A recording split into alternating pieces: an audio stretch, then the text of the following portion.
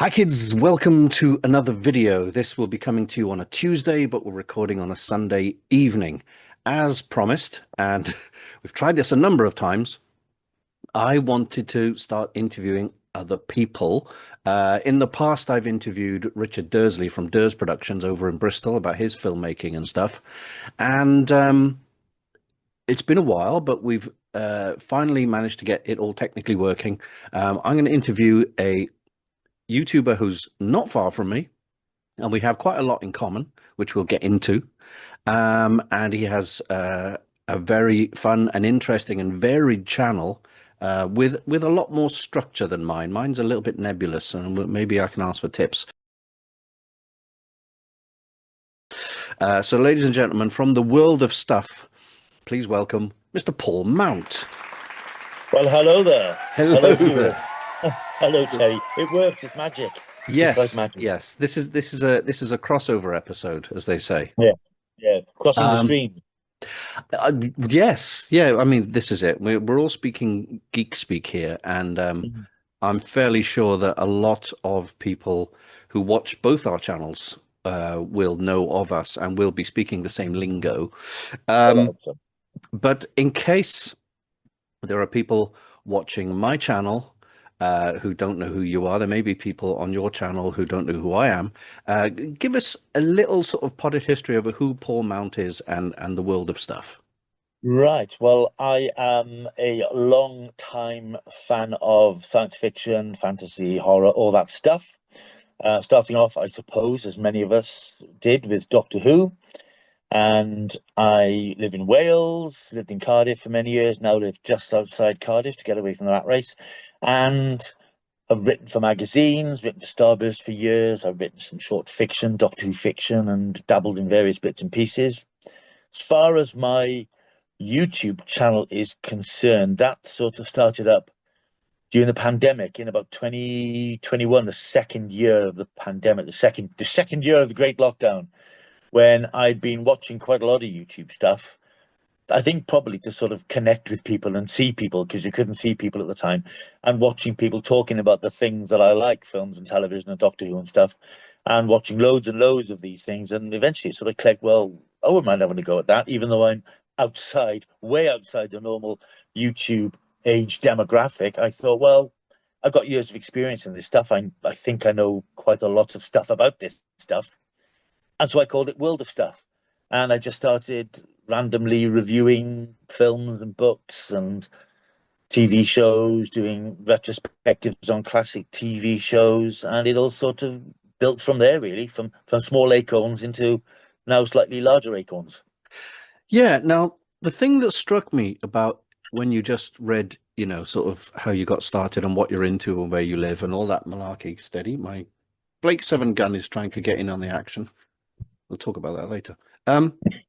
Is that it's almost word for word can refer to me as well, because I lived in Cardiff for many years. I'm the wrong demographic for YouTube. I'm into sci-fi, film, fantasy and stuff. I've done some writing. I've done some dabbling in fiction and film and all that malarkey. So we do have quite a few things in common. And I think for the pair of us, science fiction started. I think I mentioned this recently. Before Star Wars, we had Star Trek and Doctor Who. Before Star Wars came along, So it is a case of, I mean, with a lot of people, especially people maybe a decade or so younger than us, it started with Star Wars. But with us, it started probably with Doctor Who, because that's... Well, with me, it started... Well, I think it probably started with Gerry Anderson, really. True. Things like Stingray and Thunderbirds. Yeah. And, of course, Doctor Who was all part of that. Irwin Allen shows, Land of the Giants, Lost in Space. It was like a big melting pot of imagination and creativity. Totally. A post-war explosion of imagination. And there was so much stuff around. And I keep using the word stuff. It's not an advert. I'm not but you know, so much of that stuff that fed my imagination. The cinema, but also there was if you remember programs on TV like The Tomorrow People and Oh yeah, Sky, which is a bit creepy, and yeah. Project UFO from the States. Do you remember watching that? Oh, I remember that. Yes, yeah, I remember Yeah, that. No, kind not of. well, but I remember it. Yeah, It was a little, even back then as a kid, I thought it was kind of like it's the same story every week. You know, yeah, it starts yeah, off with yeah, a really nice effect shot of a some farmer in the Midwest seeing a UFO, yeah, and then the two boys from Project Blue Book would roll up, and they'd ask questions, do interviews, etc., and then they'd yeah, show this kind of flashback sequence where you get to see the yeah. UFO again and all this kind of stuff, That's and then right. they Yeah, decide whether it was true or false. And so that was a yeah, really fun yeah, show, but really yeah. formulaic, wasn't it? Oh, God. A lot of American TV was good as it was. It did have a formula. It Yeah. was very much for things like Lost in Space. It was like the monster of the week that would turn up, and it's not like today's TV, which is very serialized and full of arcs and story plots and Yeah. stuff like that. It was just story of the week, have an adventure, reset, and then go on to the next one. You didn't have that line of continuity where you No. had to sort of have to watch every episode as you do now. It was very much an individual story, then on to the next one. Yeah. I quite like it's probably because of my age. I quite like that. I wouldn't Yeah, mind if a yeah, series went back to that kind of almost like a reset, isn't it, at the start of yeah. each show. I'm not saying like in South Park where Kenny dies and he's No. alive at the Yeah, start of the next episode, yeah, but yeah. I quite like the simplicity of maybe an A plot and a B plot, and that's about it, Yeah, and that's right. Well, I um think Star Trek Strange New Worlds does that to an extent, doesn't it? If you okay. watch that, it sort of has a story, and there are little things that are mentioned throughout the series, but it's very much episode of the week, and it's not so serialized. And it is Mm, nice because you just jump in and watch an episode, and if you, I mean, it's hard to miss anything these days because there's so many ways to catch up. But if you do miss a couple of episodes, you're not missing massive plot developments right. Okay. and huge important arc things because it is just a story in itself, which is Yeah. one of the reasons the X-Files was so good when it began. It got bogged down with its own mythology in the end, but when it started, it was investigation of the week. Mulder and Scully going off investigating some spooky thing, Yeah. and then they would go investigate. But then it started, and that's one of the problems I think with science fiction, particularly on TV. It does try to overcomplicate itself, and I think that's one of the reasons why it is quite marginalized and niche, Mm, because it requires too much commitment of quite heavy concepts and ideas and things. And yeah.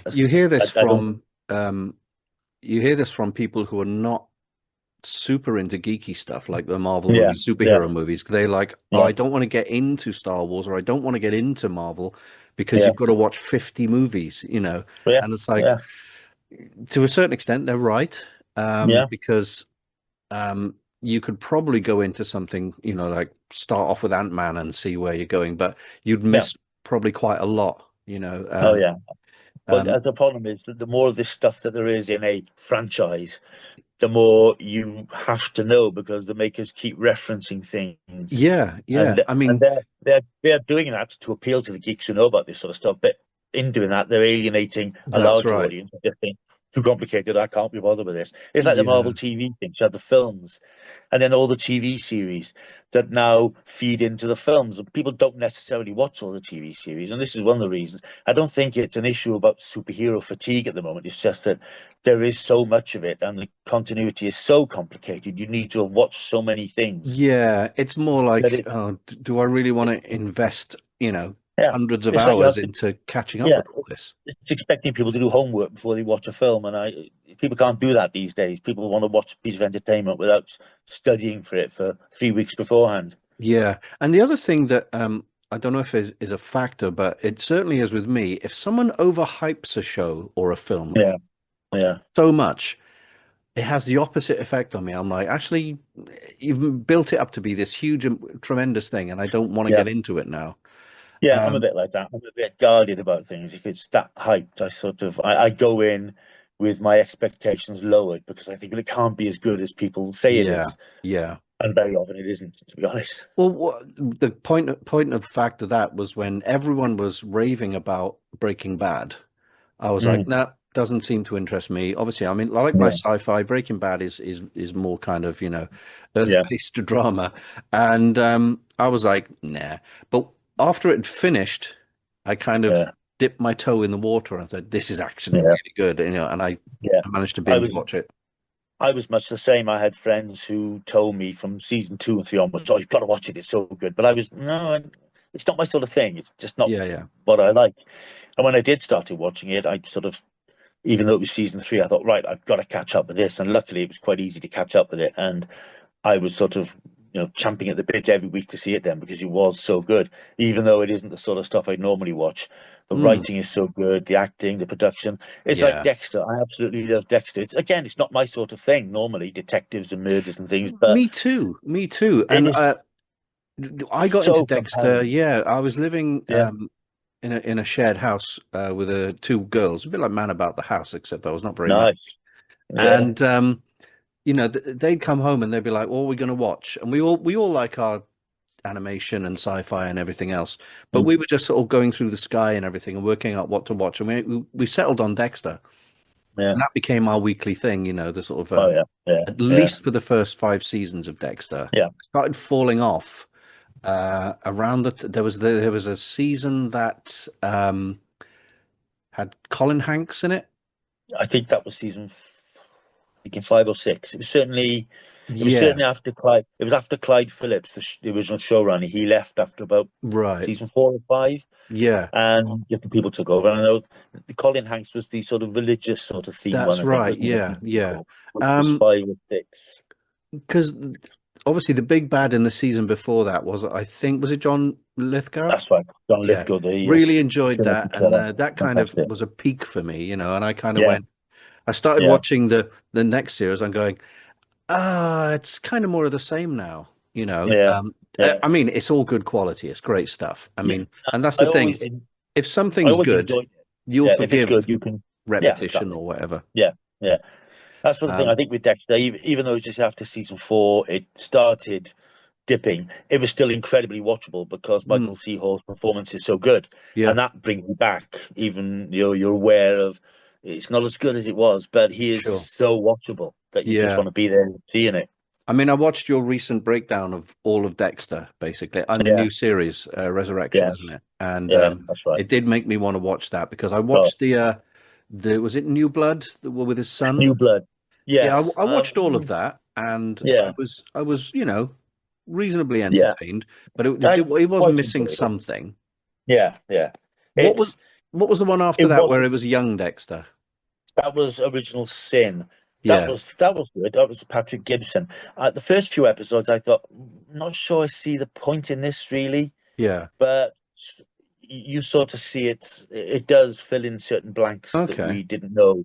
So it's worth looking at. It was really well done. And by about episode 4, I was into it because I thought, yeah, I can see why they're doing it. At the first few weeks, I was like, not sure, I but think it really worked. yeah, I think I dropped out around episode 4. I was watching it. I Yeah, was quite entertained by the obviously seeing yeah, other actors playing the younger versions of these actors we know from the series. yeah, But before we get too much into TV shows, this is a good yeah, segue to say, yeah. talking of TV serial killers, me and you met on a Yes, TV show that's right. shoot That's right. about Yeah, a that's right. serial killer.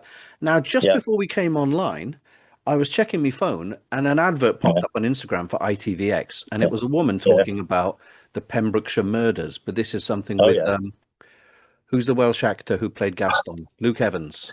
Luke Uh, Evans. Yeah, so she yeah, was that's right. mentioning that. So I Yeah, quickly was in the comments going, I played John Cooper. yeah, So for that's right. anyone Yeah, watching, yeah, we were both cast as extras or that's sort right. of supporting artists or whatever you want to call it, in a docudrama series called Murder by the Sea. What channel was that Yeah. on? Well, it started off It was on like a CBS cable Reality. It was on CBS CBS reality. Reality, Yeah. which doesn't exist now. It's called True Crime now. Okay. All Uh, right. but it's still around. But those shows, I mean, I meet people every now and again who say to me, "Oh, I saw you on television last week," because they move around so many different channels. Right. Some of them have turned up on ITVX. They've got a batch of them there. Then they've turned up on Paramount. I mean, they move all over the place. Okay. They just license these things to all sorts of Would it be different good if cable you were getting channels. So residuals like proper actors? it would be nice if we got a proper pay when you did it, but that's another point altogether. But But yeah, it would be nice if we I got. do have it recorded. I've got all the clips recorded. Yeah, Um, yeah. But they're nice to do because I don't know how much extra work that you did over the years. did a couple of It's just years. Yeah. yeah, I did quite a bit, and you start off doing things like sitting in the background in Casualty or walking past, and Yeah. You say to people, "Oh, I was in casualty. That was my shoulder in casualty last Saturday." Yeah. With these murder reconstruction things, they are a bit more They give you more to do, focused don't on you. they? You get more to do, and even though Yeah. you don't, there's not dialogue and stuff, you still have to perform. And I've been lucky enough to do a couple where I've had credits as well, which is something I never Okay. expected when I started doing extra work. Because Yeah. I played John Wayne Gacy a couple of times, the famous clown killer, Yeah. which was good fun. So it's nice to do that sort of stuff.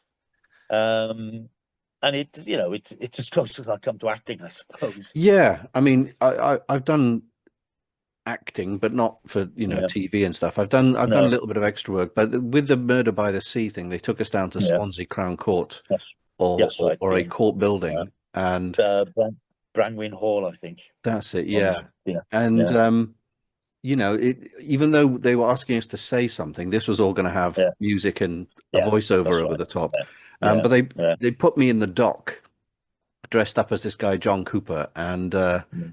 uh, all the jury were there, all sort of staring at me. You were playing a barrister as well, That's weren't right. you? Yeah, Yeah. yes, right. And Yeah, I don't know who it wasn't you who they put to talk to me, but apparently some sort of real life barrister. And they said, yeah, right, what we're going to do is you just deny everything and he'll just be firing questions at you. And he really went for me. And yeah, I yeah, almost felt like I'd done something wrong. yeah, I put it to you, Mr. Cooper. And because he's saying yeah. Mr. Cooper and my name is Cooper, I was like, all right, I was taking it personally. And I was like, he's really put me through the ringer here. And I had to So just the go, nope, blue, this is complete nonsense. I refute yeah, these claims. yeah. It's It's great. really blurring the line between fantasy and reality, isn't it? It's sort Yeah, of, yeah. hang on, am I really being on trial, put on trial for something? I'm not kind of a bit And confused. I had to, in between takes, I turned around to the jury and I said, I'm not Yeah, related to him. Okay. yeah, And they were like, yeah, sure. And I think someone said to me on the way home and said, well, if this guy gets out of jail, he'll come looking for you for bad portrayals. Like, God, yeah, I never think of those sorts of things, really. Do you? I The hope I thing did. always, I hope I did him the justice. thing always, the thing that struck me doing those things, it's like behind the scenes, you have a laugh and you're joking and messing about, and sometimes you stop and think, actually, this is a true story. You Yeah. know, people were killed, people Yeah. died, people Yeah. suffered, and we're laughing and joking and throwing food at each other. But it's a real, nasty thing that happened that you're trying to recreate. So it does bring you up short sometimes when you think this is Yeah. real. This is, I torn from mean, the headlines.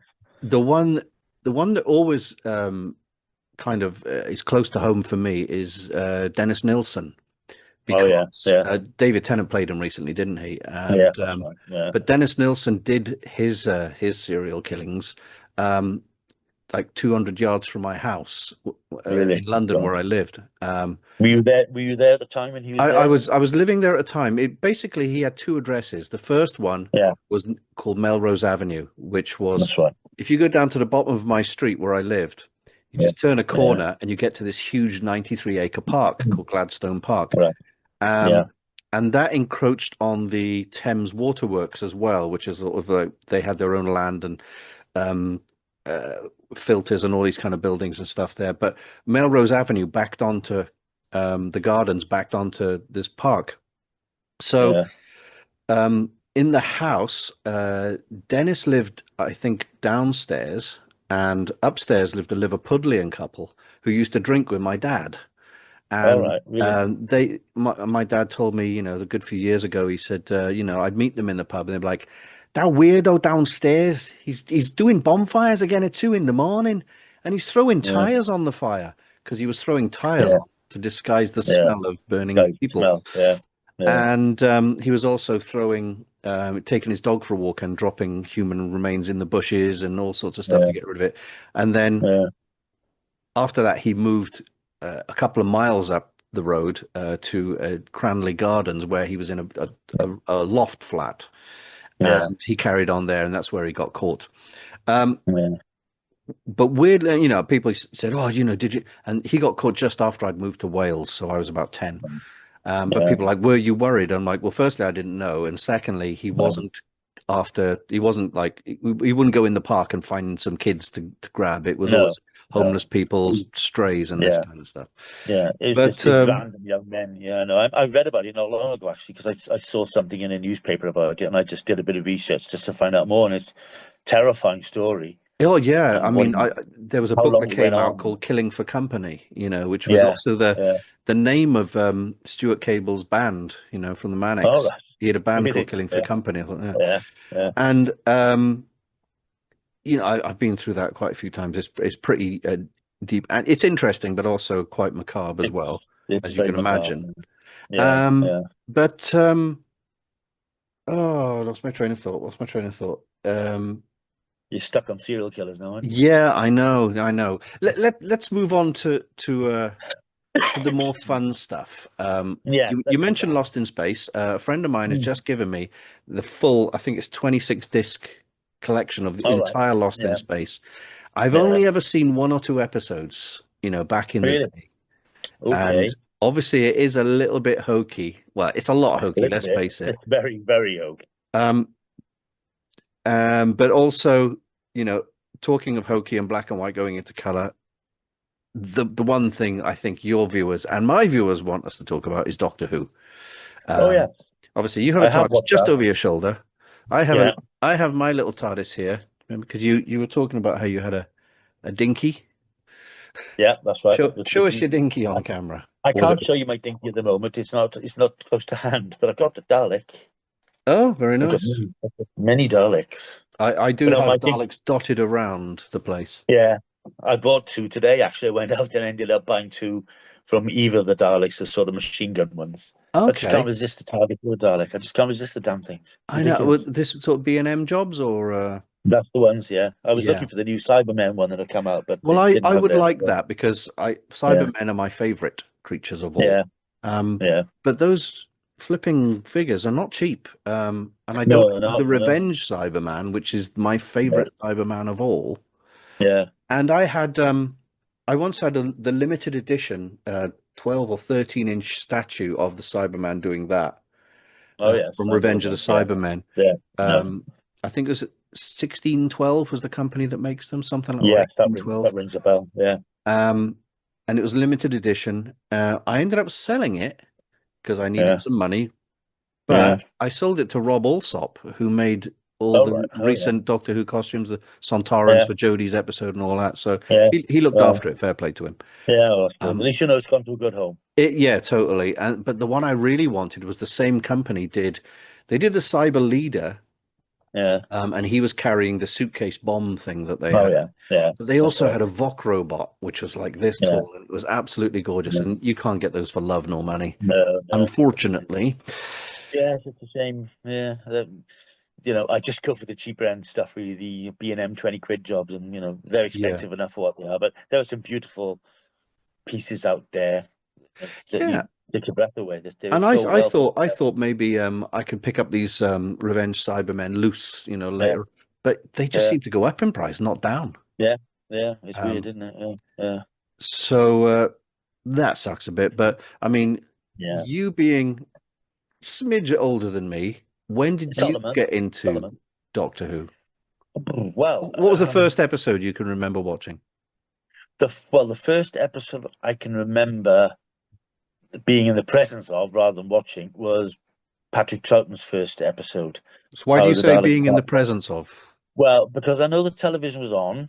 Mm, I had measles, okay. and I was sort of looking at Doctor. I don't necessarily remember watching that episode, but it was bonfire night, and I can remember very clearly my father out in the garden setting off the fireworks because I was always a big firework fan. Yeah. And as I had measles, I was on my mother's knee. I was 27 at the time. I was on my mother's knee, and he was letting off the fireworks, and I was on my mother's knee looking at the fireworks and looking back at the television. And I remember knowing that it was Doctor Who. I couldn't tell you anything what was in the episode, but I know I Okay. was watching that episode of Doctor Who. But clearly, I'd watched it before then because I went to see the Peter Cushing Doctor Who and the Daleks film in the cinema when it was released. My Right. brother took me to see it, so I must have been watching it to go and see that film because if I hadn't, I wouldn't be interested in going to see it. My brother taking me to see it, so I Mm, don't have any memory of those very early episodes apart okay. from the memories of having seen them since. But so I was clearly watching it quite young. So I That's the suspect that, tricky thing because yeah, you remember when you saw it. I mean, in Yeah, my case, it was I always tell people I think the earliest memory of Doctor Who is watching the Green Death. yeah. I Um, think I've heard you say that before. but Yeah, then my memory of it is probably tainted by the fact that around the same time we were living in this house, and on the weekend my dad was sort of in the corner of the room fixing some rotten floorboards, etc. And he was yeah, breaking these floorboards up, and he called us over, me and my two brothers. And bear in mind, um, I'm the middle one. My older brother's only a year older. My little brother's 2 years younger. So we were all under 8 years old. And my old mm, man calls us over. It's like, come and look at this. And all of a sudden, he yeah, reaches down into the floorboards and he pulls out a piece of fungus about that big. And he sticks it yeah, on his neck and rolls around on the floor going, the Green Death got me, And it yeah, literally traumatized us. yeah. So, Well, it would. and we wouldn't have got that reference if we hadn't watched The Green Death No, at some no, point. I think no. he quite liked Katie Manning, but then again, who Yeah. doesn't? Well, more of Um, an Elizabeth Sladen guy myself, but me Katie's too, lovely. I mean, me too. Katie is. I've only met her a couple of times, but every time you meet her, she's just all over you. She really makes a fuss, and that's really nice. So Yeah, I come to appreciate her more over the years, I think. she But uh, she my was she was at the recent event, and I yes, walked yeah, past her, but I didn't get to speak to her really. I was no, like, yeah, but when I at the year before when I was down in Barry Island dressed as Jack Sparrow, she certainly noticed yeah, me, and she was like, "Oh, there's a handsome pirate," and I was like, "I yeah, must come back to talk to her," but I never got round yeah, to it. yeah. Yeah, it's difficult, isn't it? Especially on days like that when you're all togged up, Yeah, and it's just hard to focus on everybody else who's there and who you want to there talk to, there isn't is it? there's quite a lot going on. Yeah, yeah. But Um, I think my some of my memories of Doctor Who, clearer memories, are of the later Patrick Troughton era. I remember okay, watching things like Fury from the Deep and right, the Invasion and War Games. So I have quite clear memories of sort of his into his second and third seasons. Very clear. So yeah, I was watching it regularly by that point. And talking about Lost in Space, Lost in Space was on ITV against Doctor Who, because Lost in right, Space looked more spectacular. It was always a battle. What am I going to watch? Am I going to watch Doctor Who or going to watch Lost in Space? I can't right, decide what to watch, and yeah, I'd sometimes be flicking back and forth between the two channels to, I couldn't decide which one I wanted to spend my time watching. yeah. Yeah, I mean, even with the black and white episodes of both shows, um, the quality of like compared to Troughton in the first half of Hartnell in the first half of Troughton, things got Yeah. better. That even the quality got better Oh because yeah. I remember the Yeah. Invasion being really good quality as opposed Oh to yeah. very old grainy Hartnell stuff, which Well, is yeah. quite Yeah. hard to keep focused in. I'm not Yeah. great with black and white stuff unless it's Yeah. crisp. Yeah. But I was going to ask you actually. I was going to throw that back at you. Having said that, your earliest memory is the Green Death. What do you think when you've obviously seen now the black and white stuff, or a lot of the black and white stuff, yeah. really? How do you think? How do you handle that? What reaction does that bring out on you watching, say, the Celestial Toymaker or Tenth Do you Planet know or what? something? It's fine. I've seen some colorized stuff, Mm, and what becomes apparent when it's colorized is just how much of a kind of a play it is. There's like the yeah, yeah, cyclorama, and there's yeah, yeah, slightly wonky props, but when you've got the color added yeah, to it, it brings it a little bit more to life in the fact that you yeah, can see that it's set in a studio, like with yeah, a. But when you watch the 10th Planet and it's very yeah, grainy, they're like probably in the Blue Peter studio with a big white cyclorama. yeah, You yeah. don't That's see right. that; it Yeah, all blends into the background, so you can yeah, believe yeah, because of the low fidelity of the picture. yeah, You can yeah. believe they're That's out on true. the North Pole or whatever. But when things Yeah, are yeah, enhanced with color or whatever yeah, they're using to upscale and this kind of stuff, yeah, it just kind of goes, yeah, they're filming this in a studio because you can see, like Blake well, Seven, you yeah, can see the shadow of the microphone coming over people's yeah, heads and things like that, yeah. which is a little bit kind of That uh, that is the problem with upscaling and high definition. Every little blemish is that's it. there. Yeah, There's yeah, no hiding place for boom shadows and yeah, props that are a bit wobbly and sets wobbling and stuff like that. I mean, people always say, "Oh, Doctor Who's sets wobbled." They yeah. don't really all that much. Do they? You get the odd thing that looks a bit dodgy, but you Yeah, I know, mean, there's nothing that wobbly about it. I mean, I was yeah, watching The Ark in Space recently. no, I was yeah, trying to look for it to somewhere to watch, and just yeah, out of the blue, I was going through my DVDs and I opened up a copy of The Five Doctors that yeah, Sean from Candy Jar gave me, and in it was an extra yeah, disc where he got like his TV recorder, whatever, had Oh, recorded the arc in space for me. But it was some yeah, weird kind yeah, of appended version where it's only in two parts. So I don't know how many. Was it like a four-parter or it's something? 4 parts. Yeah, yeah. And It may have been. yeah, I it think was edited together. yeah, I think it used to be shown in the 90s on UK Gold. They used to show it on Sunday mornings, I and think that was got it. Yeah, I think that was probably it. There was like edited versions that they threw yeah. around as well. Because I wondered where the cliffhangers were. I was like, "There's no cliffhangers. What's going on?" Yeah, You know, yeah, you'd see like the yeah. creature fall out of the cupboard, That's and you right. think Which this is the should be a cliffhanger. cliffhanger by here, but it just Yeah, carries on. But yeah, yeah, I remember that one, putting the wind up me as a kid. The mhm, Wirren and yeah, But you look back yeah, now, and then you see the whole the maggots made of bubble wrap, sprayed yeah, green, yeah, yeah. and but back then bubble wrap was a new thing that wasn't. Well, yeah. It was very new. It was a real innovation to have that sort of thing. I mean, And now, when I point out in The Empire Strikes Back, the snowspeeder pilots have these yeah, seatbelts on with little squares of yeah, bubble wrap on them, and yeah, people are like, yeah. "What?" That's right. But Yeah, it's an everyday yeah, thing for us now. yeah. Well, that's right. But Ah, that is the thing about that sort of science fiction. It was revolutionary at the time with the way they made it, the things that they used. But now you look back and think, well, it can't help but look dated. But I think you have to forget that and just put these things in perspective from when they were made. Because I know people who won't watch old Doctor Who because it looks tacky and it looks really cheap. So yeah, I think a lot of people, because Doctor Who's in black and white and it cost about 50p to make, or 10 shillings or whatever it was at the time, they won't watch it, they won't look at it because they can't look beyond that. But the strength of Doctor Who is always the stories and the yeah. idea of the show, and that should carry you away from worrying about what it looks like. It's the stories and how compelling they are and how clever they are. It's And Doctor true. Who at its best is so imaginative at its finest. It really is. There's nothing like it. Yeah, and people can easily go to a play or a pantomime and suspend their disbelief. Yeah, But yeah, some people nowadays, will look at anything that's got any CGI and say bad CGI straight away, and it's like, no, God, yeah, do you yeah, know what bad CGI is? Can you explain yeah, the difference yeah, between specular highlights and subsurface scattering? Because Joe Public can't, but they'll just look at it and go, "That's oh bad yeah. CGI." Well, yeah, and that's the way people are these days, though. They Yeah, can't justify their someone opinion. said about It's so my sad. film Off-World. Yeah, They said, yeah, "Oh, the flames in that were in Off-World, the flames because we had campfires and stuff.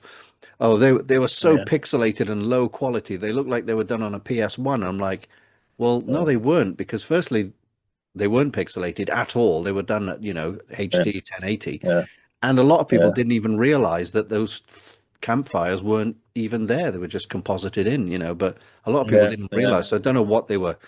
I think yeah, it was just one of these anonymous fans of mine who just trying to find any axe to yeah. grind, basically. Well, you can't win with people like that. You just got to sort No, of no, ignore them really and let them burn themselves out.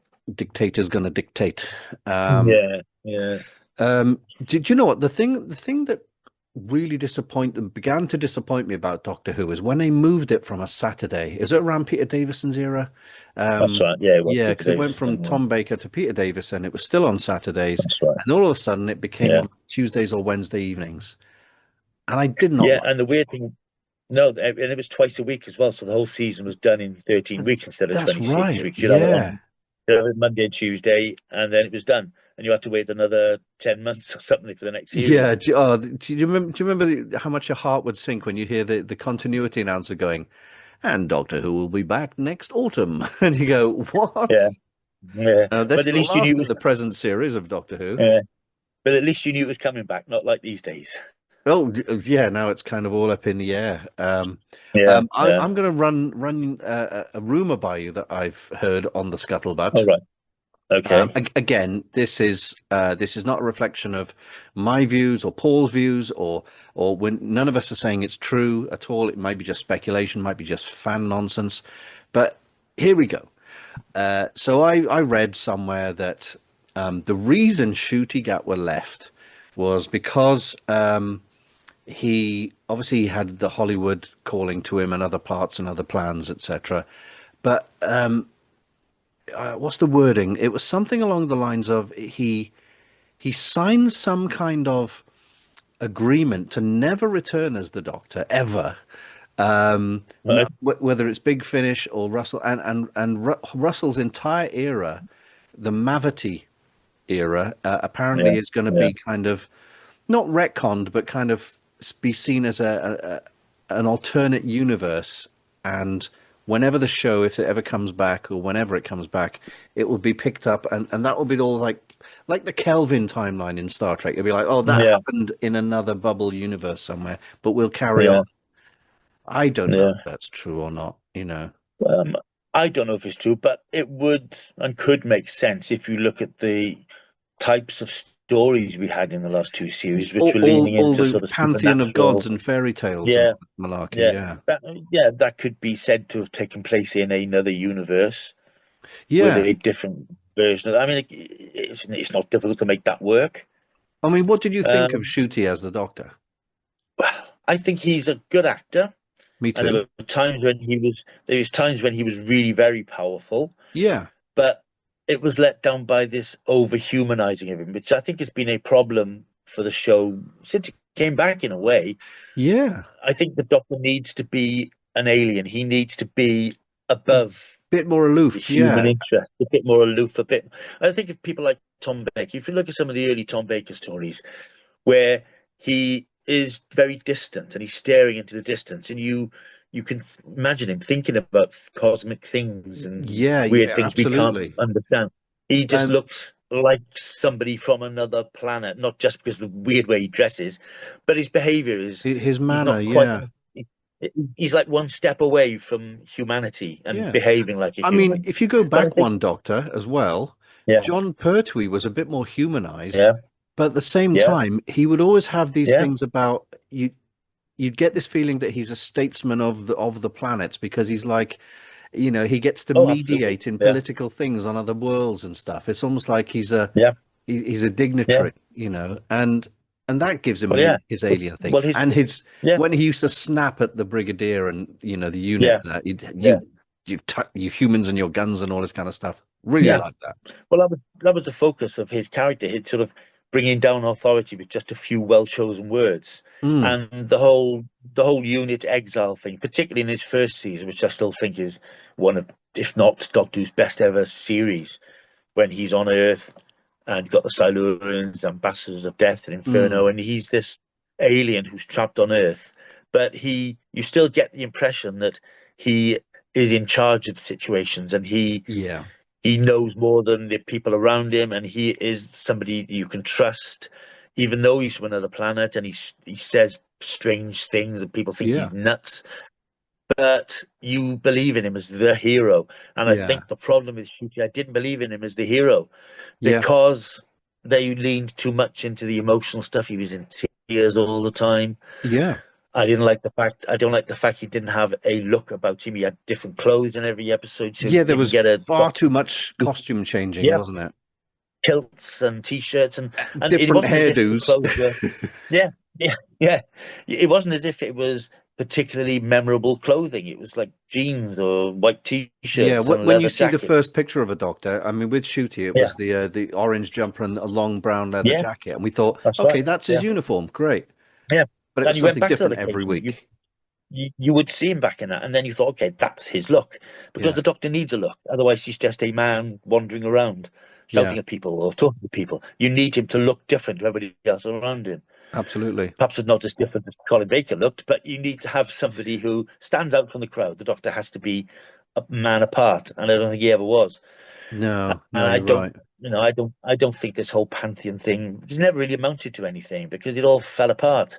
No, I The two mean, season obviously, finales, the the two glaring examples are Sutek and Omega. yeah, It's like, oh you my know, God, yeah, reinvented as these giant CGI yeah, yeah, monstrosities and yeah, dispatched in seconds, you know. It's like yeah, I yeah. think all of The us biggest wanted to see the three Doctors Omega come back, well, just yeah, yeah, step out of a portal, same yeah, headdress, all that kind of thing, yeah. you know. I want, What is also you need, weird, um, the people who would complain about Shooty being humanized as a Doctor and yeah, crying and falling in love and all this kind of stuff, yeah, don't realize how much of the criticism Paul McGann got in his TV movie yeah, for being more Yeah. human and actually Yeah. kissing Grace. And it wasn't Yeah. falling in love; it was more kind of his ecstasy at remembering who Well, he yeah. was. Yeah, that's right. Yeah. He only kissed her twice. Yeah. And weirdly, if you go back and watch that, that 1996 movie, um, Yeah. the threads that Russell T Davies must have taken from that. There's quite a few. Oh, yeah. There's a lot Oh, of yeah. Yeah. product, the design, the pacing, the Yeah. Yeah. characterization. It's got a lot more in Yeah. common. It's actually a lot better than people give it credit for, I think. Oh, I think so. I mean, when it came out, I watched it so many times because when it became obvious there wasn't going to be any more for a while, you Yeah, sort of went back to that as the that was most the recent only story. Doctor Who we had. It was the only new Doctor Who you had. I don't know, you had the books and the comic strips and all sorts of stuff, but it was the only TV Doctor Who you had. So you sort Yeah, of clung to it yeah, and went back to it. But there's a lot of really good stuff in there. And I think Russell even said, that's a great story. And it's an important film story because it was very successful over here. And I think it made the BBC realize, well, actually, there is life in this, there's potential. And yeah, it took obviously years. It took years for them to get it moving again. But I think it was, even though it didn't lead to anything in itself, it's an important stepping stone to the new sure, series sure. because it was a hit It's a and nice it bridge proved to between the the old and the BBC. new, isn't Yeah. it? And it reminded the BBC that this could be a popular show. Yeah. I still say it had the best police box out of them Yeah. all. I mean, Yeah. Yeah. uh, Yeah. The big solid. I mean, it's like, Richard Hooderlin, I think the guy's name is, oh, who yes, that's right. basically Yeah, built the that's the prop. chap. Yeah. It's Yeah. fantastic. Really Fantastic. good. Yeah. Yeah. I like it. It reminds me of the Peter Cushing TARDIS in the It did, films that yeah. had that same sort of Very, very blockiness. dark blue. Yeah. Yeah. He didn't have the Yeah. white window frames, which is what No. Stephen Moffat brought back from Matt Smith because he liked the Yeah. kind of Peter Cushing era, Yeah. That's right. which a lot of police boxes did have, was the white window Yeah. frames. Yeah. I think that, to be fair, I think that was more accurate to what police boxes really looked like. Yeah. But Yeah. I do remember when he came back in 2005 and he got the first set photographs on the forums, the people complaining about the windows being the wrong size. And And they those even are the wrong dropped that shape. in, didn't they? They dropped that into the show, so He the put that in. windows He are the put wrong that size. into.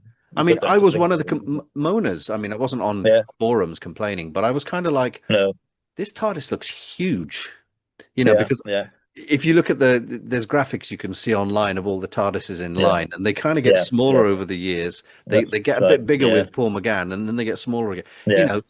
Yeah. For someone tall like Tom Baker, I mean, him Oh, and yeah. three companions, or Peter Davis and the three companions, squished Yeah. into this tiny thing, no bigger than a Squash phone into box. this thing.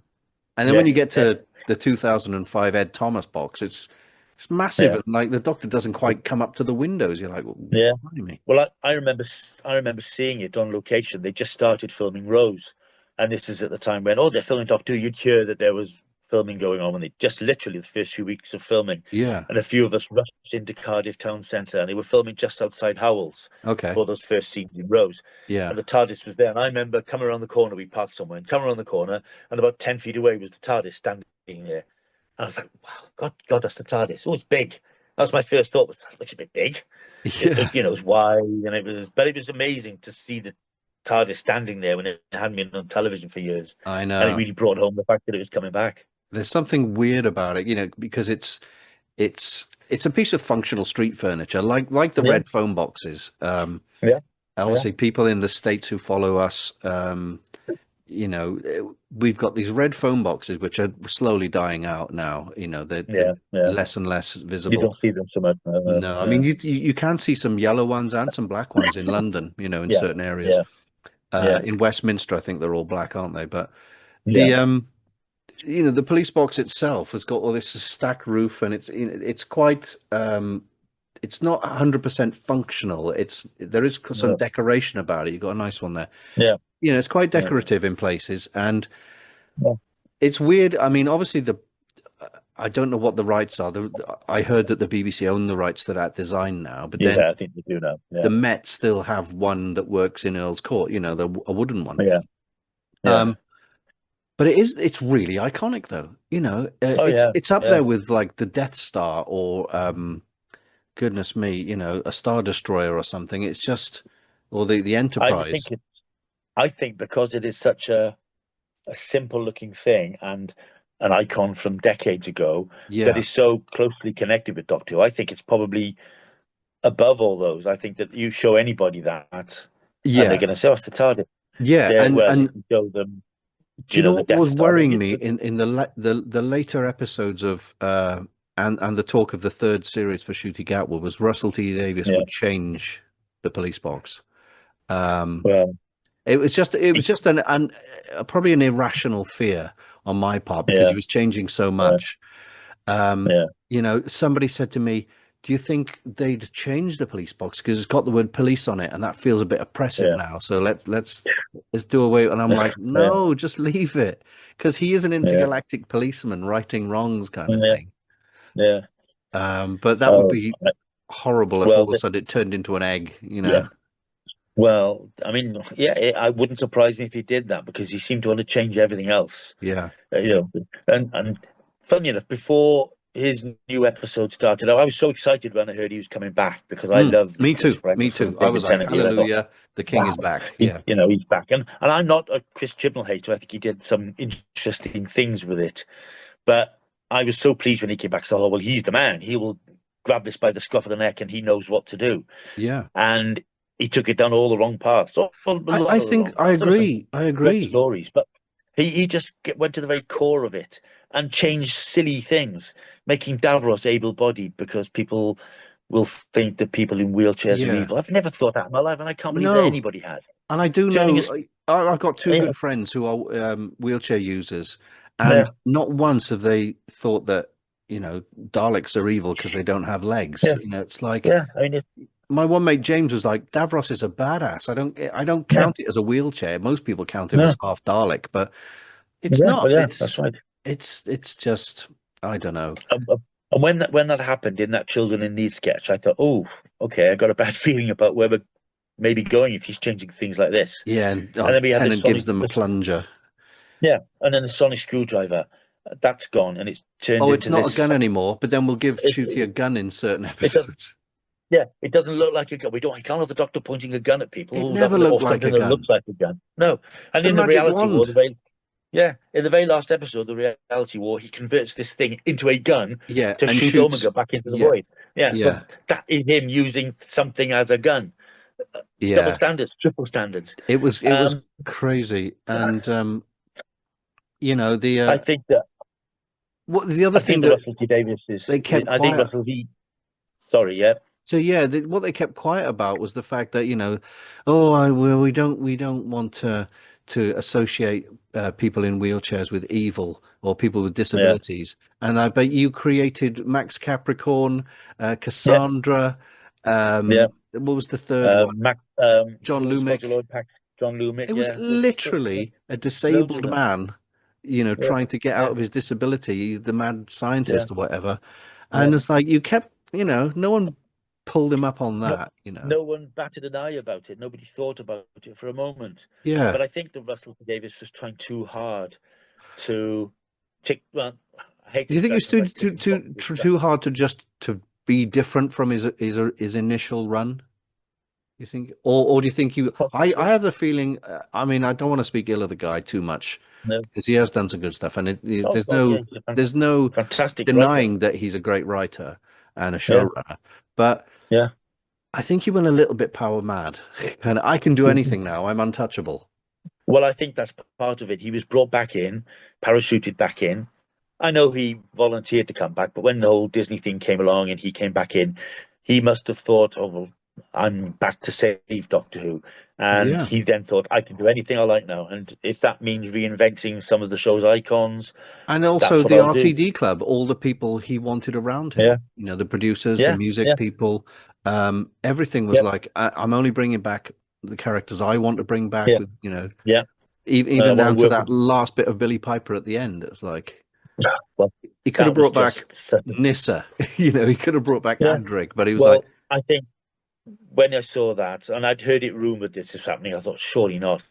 But that was obviously such a bait and switch, sort of desperate attempt to get a bit of last minute publicity for a show that was, failing, in trouble. Yeah. and with no idea of where that would go next. There was Yeah. clearly no intention of he. I think he knew.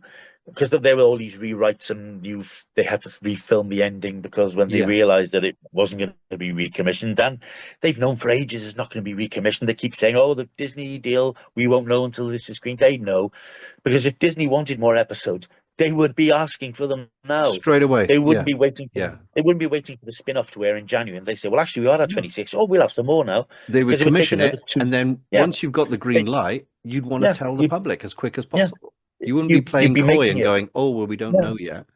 Yeah, well, so I think there's a lot of fogginess and misdirection, and that Yeah. they won't admit that the show is on pause, not just because of Disney, because the BBC don't want to make it at the moment.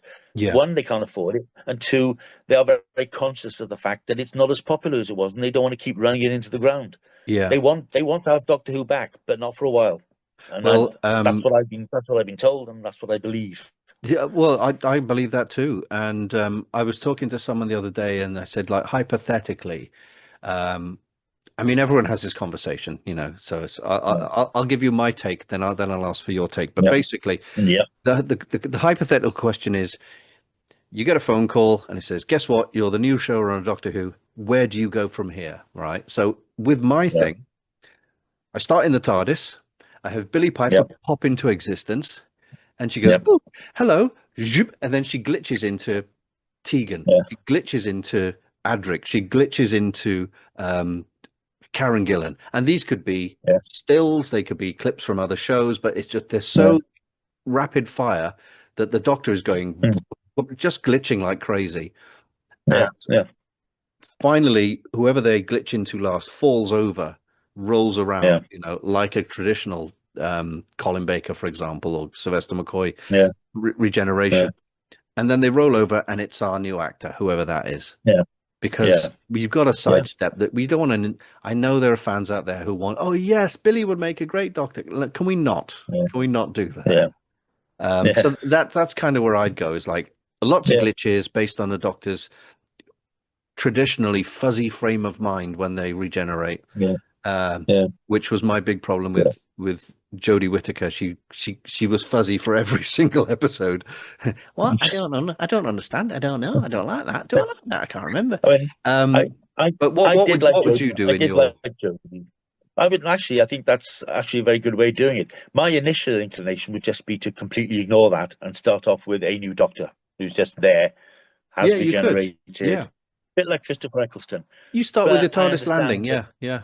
Yeah, yeah, and it's just there, and you don't mention it. And I think that's a good idea. That's a good way of getting around it. Mm. But I do think that you need that fresh start again, like you had in 2005, where it Yeah, is, so you could have a you know, girl or a boy or whoever is the yeah, companion. They wake up and yeah, they go about their day, and they're standing in the bus queue, yeah, and there's a weird guy next to them. But as the yeah, viewer, you don't know which one of these people in the bus queue is the Doctor. yeah, yeah. You I know, think that's the way to do it. Sort of, it's very hard these days to keep casting things secret, yeah, but there must be a way to do it where the audience doesn't know exactly who the Doctor is. All they yeah, know is that it's an unknown actor. So they could have a lot of unknown actors in a bus queue, and then one of them is the exactly. new Yeah. Doctor. I It doesn't mean, have to be a name actor. there was the episode with David Tennant and Michelle Ryan, when they went to Dubai on the bus. Yeah, I mean, you that's could right. do that. You Yeah, start yeah, off with the people get on a bus, and then something weird yeah, happens to this bus or yeah, whatever. yeah, Maybe the bus is just stopped by an invading force of aliens or whatever. Some of this pulpy yeah, stuff, and yeah, everyone's talking about each other. You don't find who the Doctor is until about halfway through the episode, yeah, because yeah, everyone's got a point of view. Some people are louder than others. You may have the most quietest yeah, person on the bus is actually the yeah, Doctor, but then yeah, again, you might have someone taking charge, and you think he's a bit bolshy, a little bit shouty, and it turns out yeah, that that's the yeah, Doctor's new personality. yeah. That would be a Um, nice way to do it. Have different characters amongst these people in a location, any one of whom could, in essence, imagine be the Doctor. the on the edge of your seat trying to work out which one of Yeah, these could be the Doctor. That'd be great. yeah, yeah. So if And the it BBC would are be so. watching, Yeah, hello BBC. Let's get in hello. touch. Plenty of ideas, but like I said, I think I don't know. I just think that the show, when it starts pandering to the fans and playing up to the fan gallery again, Yeah, you lose your popular appeal. And I think Billy Piper was playing up to the public gallery to try and get the public back on board. But having done that, it is difficult, even though my inclination would be to start again with, to start and forget about that. Yeah.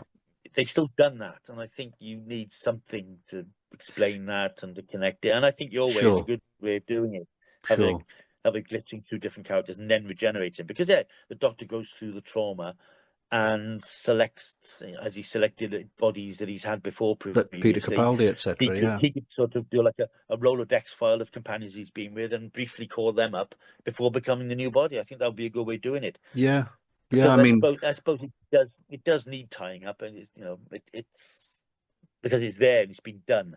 You've yeah, got Billy Piper suddenly becoming the Doctor, so exactly. I mean, I suppose you need to deal with it. fandom in general tend to do that. They try to call for the retconning of things. In, Yeah, for example, Star Wars. They just go, yeah, "Oh yeah, let's just make things non-canon." I was like, "Well, no, I think mm, what if they've happened, they've happened, yeah, whether you like yeah, it or not." But just find creative ways to, either like you say, put some distance between it and start fresh with a new yeah, start, or you yeah, address it briefly and yeah, move on. yeah, You know, but I mean, obviously, for the viewers out there in YouTube land, we've yeah, talked quite a lot about Doctor Who, which wasn't the yeah. plan, but again, No, give them what they it want. it Uh, happens. It and happens. I think we should use the remainder of our time, or whatever this, Yeah, not on this planet Earth, obviously, but the no, remainder of our no, time on this Zoom call, yeah, to try and cover some other stuff. mm, And obviously, we're both YouTubers, so um, I have noticed. Obviously, you've seen it on my videos as well. That since I started talking about Doctor Who, my subscriber count went up from about 200 to yeah, 500, just yeah, because I did a yeah, video called "Why Am I Still Watching Doctor Who?" yeah, And it wasn't yeah. a clickbait. It really wasn't meant to be No, clickbait. It no, was more a case of why I'm still watching Doctor Who, not why am I still yeah, watching this at all. yeah, Because yeah, I yeah, mean, you must be getting grief off people for saying wrong things and right things, and you can't win really, But I get grief for sitting on the fence. yeah. Well, it's funny. I haven't had that much grief personally, Yeah, because when I do a Doctor Who video, I always say, look, if you're going to put R.I.P. Doctor Who, Doctor Who's dead, Doctor Who's shit, or if you're going to have a go at me, you're wasting your time because I will just delete those comments instantly. So that's there's no what I point in do. even writing them because you're That's what wasting I your time. really do. And I check Yeah, my comments that are being held, yeah, and I had yeah, some people saying, "Oh, Doctor Who is much better than you say it is," and other people saying Doctor yeah, Who is much worse than you say it is. And I even had yeah, someone saying, "Stop sitting on the fence." I'm like, "What do you yeah, want me to do?" yeah, And I'd yeah, say to them, yeah, "Look, haters don't get any. I'm not set up like yourself. I'm not set up to beg for praise, but at the same time, no, if you've got nothing constructive or interesting or even polite to yeah, add, yeah. ta-ra, you don't get. That's what I say. Be constructive. I'm not interested in destructive opinions and destructive comments. Be constructive. If you don't like something, that's fine. But tell me why. Don't just go, it's shit or Yeah, RIP. yeah, Explain why you don't like it. And when I think it was the first Shooty Gatwa series, yeah, I was talking about the ratings because the ratings had dropped, and I was trying to contextualize that and explain yeah, why the ratings weren't great, but nothing else is great either. And I kept getting messages from other people, "Oh, that's epic cope. That's real copium." I'd never yeah, heard that expression before. I don't yeah, know what that meant. So I discovered what it was and thought, that's a stupid comment. So yeah, anybody who uses comments that I just think, that's not adding anything to the discussion, is it? Because yeah, you're just throwing insults to people and you're not helping things. You're not moving the story along. You're just yeah, being negative for the sake of it. So, but I don't get a lot of it now. But I think possibly because I haven't done that many Doctor Who videos, although I've got one I'm hoping to do next week. But I think people who look at my channel now realize that I don't want that sort of stuff, so they don't bother because I yeah. tell them, look, if you do it, then it's nobody's ever going to see it. So why bother doing it? Yeah, And it and seems to be I off. think that's where I'm heading as well. I'm Yeah, noticing, yeah, the people aren't. I'm not noticing as many yeah, horrible comments, but again, I yeah, would get the majority of my comments on my Doctor Who based videos. yeah, Um, yeah, and my next question to you is, with your channel, obviously you do a bit of TV, yeah, physical media, books, yeah, DVDs, and also current stuff. Um, yeah. do you feel any pressure to do certain types of videos to keep the interest of your subscribers or whatever? I think it's clear that the stuff that people are most interested in are the retro TV things that I've done. Okay. Yeah. When I've gone back and looked at old 60s TV shows and Yeah. 70s TV shows, all the Jerry Anderson shows, Mm. Day the Triffids, Tripods, all these things that sort of part of my life, but I Yeah. didn't realize that so many people had forgotten them because they watched them when they were kids and forgot about them. Right. And so it is a big nostalgia thing. So I have loads of messages from people saying, "Oh, thanks for that video. It brought back so many memories. I remember this," and that's really nice Yeah. to people saying that. I've Yeah. gone back and people have said, "Oh, I bought this series on Blu-ray now because you've talked about it," and that's very much where I get most views when I talk about Okay. classic old TV and classic films. Yeah. I can do unboxings and all that sort of stuff, and it ticks over 500-600 views. But then I get a video on Survivors, which I did last year, which had nearly 20,000 views, Wow. and Tripods, which has had 8,000, and Red Dwarf. I did a video on Red Dwarf a few months ago when it looked as if the new series wasn't going to happen. Of course, now Yeah. it's not going to happen. Yeah. That had 8,000 views overnight, practically. Wow. So it's quite weird that something will suddenly connect in a It's big good that way. people have latched on to certain Yeah, videos that you enjoy yeah, doing as well. I yeah, mean, I've yeah, I've always said on my, you know, I don't want to turn my channel into a Doctor Who channel because I'm not as no, knowledgeable as people think. no, no, no. I'm old enough to have watched it for quite a long time and have opinions on Yeah, it, sure, but yeah. at the same time, I don't want to be doing Doctor Who content just to try and keep subscribers Well, because no, there are no. better I channels mean, out there. There are yeah, also worse channels out there. oh yeah, The ones that I mean, there's the two extremes. There's the people who hate Doctor Who so much that they can't stop talking about how much they hate it just to get the clicks. yeah, But there's also the yeah, people who love it so much that they'll, yeah. they've got their fingers in their ears and their blinkers on, and they're going, no, no, Oh yeah, everything's perfectly yeah, fine. Yeah, and I yeah. think they're a bit confused about the way things are going as well. I think you've noticed that as well, haven't you? With some, Oh yes, and I know there's a lot of channels run by quite young YouTubers. I say young because most people are young compared to me, in their yeah, 20s, yeah, and they will make a string of videos every month when Doctor Who magazine comes out, based on something from that, some bit of news or right, some item, and they pick up on a bit of gossip, and they will do clickbait videos on that, and they will yeah, get thousands of views, thousands of views. yeah, And I've seen one or two of them say, "Oh, I really want Doctor Who to continue because I really want this to be my career, making videos about Doctor Who. It's what I want to do in my life." yeah. And I think, wow, that's I understand that YouTube is can be a career for a lot of people, but I think if your ambition to be sitting in front of a laptop talking about Doctor Who all the time, well, a bit of a wasted life to do it Yeah, to that there is more to extreme. And I life than just find that. that very good. And I Yeah, think the and pair I of love Doctor us, Who. It's great, you but know, to a certain extent, we're still like niche because we're talking about science fiction for the most part. yeah, yeah, yeah, yeah. But that's still quite a wide, variety of stuff to talk about, isn't there? But yeah, Um, there's so much other stuff, but they just have tunnel vision that it's Doctor Who and nothing else. They don't care about yeah, anything else. They don't acknowledge anything else, and yeah. that's just a narrow, it's a ghetto to drive yourself And thing into. And is, I, I think you can be like an expert or an authority on things or a very yeah, passionate sort of follower of things. I follow a yeah, YouTube young lad called Calvin Dyson, who oh yeah, yeah, uh, James Bond. This all James Bond. oh yes, yeah, yeah, He's about 32 now, but he's been doing it for yeah, nearly 15, 16 years. So it's yeah, really yeah, entertaining because he's got a good, yeah, healthy kind of viewpoint on all yeah, good and bad of James Bond. yeah, yeah, And but then when there are so many Doctor Who people doing the same stuff, yeah, I yeah. guess people will gravitate towards the presenters they like and the viewpoints they like, I suppose. Well, I think the viewpoint they like as well. Like, there's a lot of them, as you say, who are just nothing but venomous about Doctor Who because Yeah. that gets them clicks and clicks get And I've them said this to money. And yourself, and I've said it to other people. I could yeah, fake it. I could turn my channel oh on yeah, into I yeah, hate Doctor Who and just yeah, make up stuff. But that would yeah, poison me after a while. I'd start watching it and trying to think of how can I make this into hateful content? And I don't want to do yeah. that just for clicks.